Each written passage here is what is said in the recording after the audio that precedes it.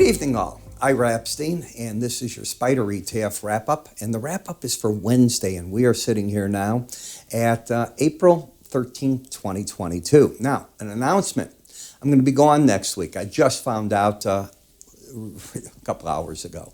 I have to drive cross-country with my son. I've never done that, so it should be a lot of fun. He's relocating to California, and I've been wanting to go with him. I always promised if he did it, I would drive with him. So I'm going to be gone for about 5 days, 6 days, and I'll fly right back. But got to do that father-son thing. I hope you appreciate that, because to me, I'll remember it all my life. I've never done that big of a trip from Chicago to California. In Northern California should be quite a lot of fun. But for those of you that get my morning updates and my daily research, even in the car, I write. As long as my phone gets internet, I can go. We can stop anywhere. I put out my updates and away I go. And no, at my age, I don't drive straight through. So it'll be a 3-day drive minimum, maybe 4. I'll get them set, and then I'll hop on a plane and head home. But I look really forward to it. And if you've never done it, I'm a little old. I wish I had done it younger with my son. It would have been a lot of fun. He's young. But to make a long story short, let me tell you where I see the markets as to what's going on. We had the CPI, PPI reports. The market is looking at them, trying to come to the conclusion, possibly, that inflation is going to peak out here. Let's assume you're right. Okay? I don't know if it will or won't, but let's assume you're right, okay? Or those that are thinking that way. I think that you'd be very wrong to think it's going to fall right back. That isn't going to be the case at all. We're in a battle that can last 6 months to a year to tame inflation once the Fed starts applying the interest rates, okay? But when that happens and they do it, I am not one to think inflation's going well into 2023. I think it can last a year, to next whatever time this is next year. But if the Fed does a half-point interest rate hike in May, another half in June, and so on and so forth, they'll get ahead of the market and they'll slow everything down. Their balancing act, as Janet Yellen said, our ex-head of the Fed, is a difficult task. It can be done, but it's a very difficult task. And I want to applaud Miss Yellen. She's a little tiger. She came out today and she basically told China, you start buying Russian goods, you start sending those armaments and all, you watch how it's going to fit for you against us. Love it. Power. That's what you got to do. There's no pussyfooting with this. You're either with it or against it. If you're going to support Russia, go ahead and do it. Then let us come down on you. And in that vein, you did see that China is now taking their, I think it's called CNAC, their big state-owned oil business. And they're selling all their American assets. They're selling their British assets, other assets in Europe. They're going to refocus their company to Africa and Latin America. You know why? Because they see what we're doing, and we, being the United States, what we will do if they set foot into Taiwan. This doesn't mean that they won't do that, but they see the game plan, they're going to avoid it. And that doesn't mean they won't get sanctions, but you're not going to be able to grab their assets here or anything like that. Smart move, and this is their defensive play. Understand the game. The game hasn't changed at all. It just gets paused in Chinese time. Now, back to the inflation. So we get the inflation, maybe it pauses a bit. Well, that could be enough where the market doesn't fall as far as it could fall, but it's not a bullish scenario in any way, shape, or form because you still have the Fed tightening. So you got to deal with those scenarios. When I look at Twitter, and I am going to finish up with Twitter since I just found them gone for a week, I love that you're sending me names on YouTube. I'm going to write them all down when I get back. Not this week, the week after, I will switch out of the Twitter and bring on one of those names. And maybe even on my other parts, I'm going to change and bring some more names on. We don't have to just stick with all the SPDR ETFs I cover every single time. We can do more rotations. So I like your input. It helps. Will the market fill the gap is the question down here. That's all that I've been asking. Is it going to fill the question? It's got a good chance of doing it. As I come into the charts, I come over here to the moving averages. Don't know what I just did there. The market stalled, as you can see, at the 200-day average and has been pulling back. The Bollinger Band stop the rally with the combination of the 200-day average, and support's logical right here. Momentum is down. The trend is clearly to the upside. If we take out yesterday, you can see at a big break. If we take that out now tomorrow, I think you can get to that 18-day average, which is pretty close to filling the gap.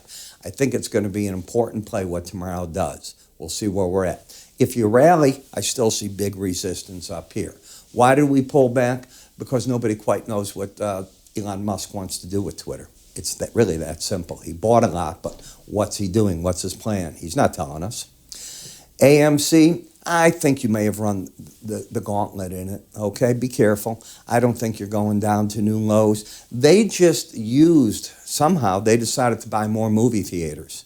So they're going to be the grand dog out there, or one of them, but I don't know that that's a business model that works. I've said that. But they've done that. They're getting more revenue in. Remember, people gave them a lot of money up here when they sold off debt, and they got some cash in the bank. So they're going to use that right now. This could be the spot. That's all I'm saying. You'll have an idea if you take out in this 1901. That breaks the pattern then of lower highs, lower lows. It's not necessarily a bullish pattern, but it is the end to the trend. You got to 1858 today. In Apple, like AMC, it doesn't have to go down here. This may be enough where the market just starts finding itself a reason to hold. There's nothing on the storyline I'm seeing to make it go up dramatically, but it's a hell of a company. It's a cash cow, and down here it does attract people. Disney acts like a market that could still, if it embeds, go lower. Now let me show you what I mean. Did we embed? If you look at these two numbers, this one's 2053. It is not under 20. Day one of under 20, day two. If tomorrow closes like that, then you're embedded, and you'll get sellers in the market, in my opinion at least, trying to drive you down to the lower band. If it doesn't embed, it means that you're probably going to get through the highs of yesterday, going back to Tuesday, and that could set up a rally to 136.39 that sort of ends this down leg in the market. It doesn't mean it's bullish, but it could end the down leg. So I'm looking at reasons for down legs to end. Doesn't mean they will. When we look at XLF, we still have a lower high, lower low. Again, goes for the lower Bollinger Band, not embedded. I think the pros covered here. You had a bounce, but I don't think they went back into the market. XLI, again, oversold, all of a sudden all this sideways action. If it tries to rally, it has one heck of a lot of resistance, 101.89, 102.15, the 100-day, and then the 200-day average, 102.62. However, it wouldn't be in a downtrend to get up there. Once you take out Tuesday's high, which was an outside day down, and that number is 100.56, so $100.56, I think the pros will buy it at $100.57 to get back up to 101.89. It's got to first get over that. We'll see if I'm right or wrong. In XSD, could be the same type of trade? No. I just see a market that's working on embedding. Let me walk you into it. Day one of embedding, day two, and today's day three. So now that you're embedded, will the market get sold on the first rallies? Keep your eye on it. Because you closed at the day's high, if you open tomorrow steady to higher, you're going to get a good-sized jump in the red line.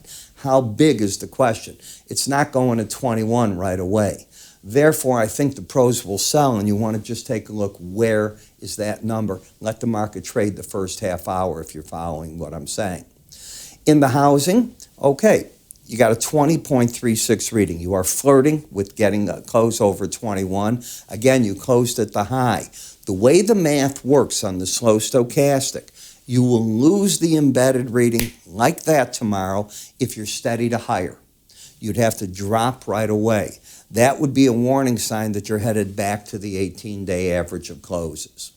XLE is overbought, fighting a big battle at the upper Bollinger Band. I think the professional money's coming out, not putting money into the market at these levels. GLD, narrow band, running the upper Bollinger Band. Can it keep running it and pushing it out? The odds aren't for it. But it is 3 days in a row just latching on to it. Are we over the band? Today you were. Yesterday's settlement at 183.77 is over the band, and the day before wasn't. You only have 2 days over the band. 5 is stretching it. You could push it a little bit. There's nothing there that you want to be selling against. GDX, I thought the pros would come out here. I thought they actually came out there, to be honest with you. And now they're driving it up. Are they going to embed it over time? Maybe, but not with me.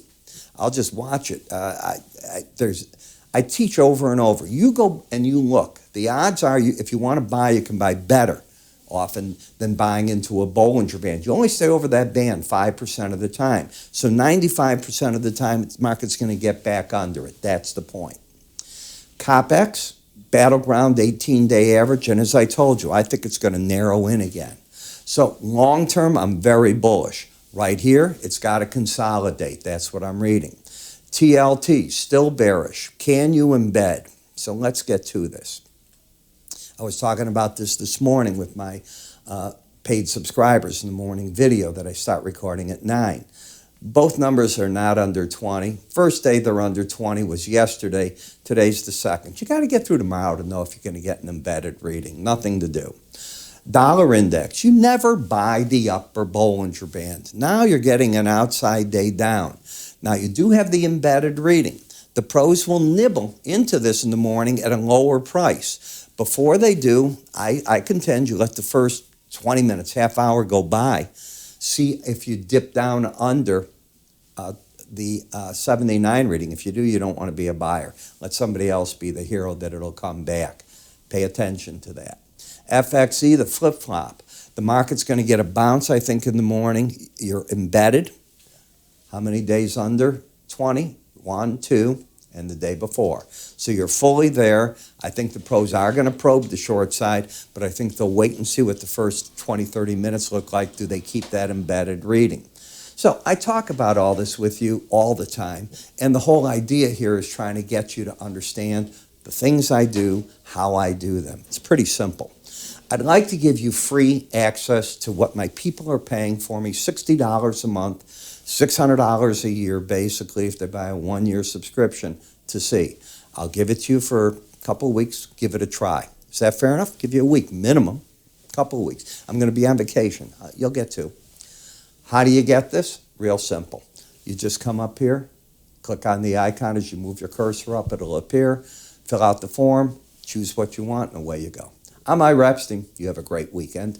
I will see you on the weekend. I will do the weekend update before I leave, but you won't see me on Monday unless my plans suddenly change. Have a great Easter as well. Take care.